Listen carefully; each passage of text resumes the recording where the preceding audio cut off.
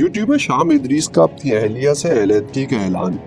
मारूफ YouTuber शाम इदरीस ने अपनी अहलिया से अलहदगी का ऐलान कर दिया है। हाल ही में मारूफ यूट्यूबर शाम इदरीस ने अपने इंस्टाग्राम अकाउंट पर एक स्टोरी पोस्ट की है जिसमें लिखा है कि मैं और फिरोगी कुछ वक्त के लिए एक दूसरे से अलहदा हो रहे हैं। इस इशू में फिरोगी, राबेल या मेरे खानदान के किसी और फर्द को घुसने की जरूरत नहीं। उन्होंने लिखा है कि मैं आप सबसे यही चाहता हूं कि इस मुश्किल के वक्त में हमारी प्राइवेसी का ख्याल रखें।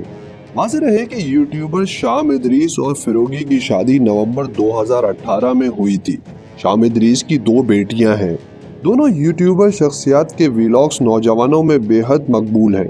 फिरोगी काफी अरसे से व्लॉग नहीं बना रही, जबकि शाम ने 1 माह कबल ही अपनी और फिरोगी की शादी की 4थी सालगिरह के मौके पर एक व्लॉग शेयर किया था।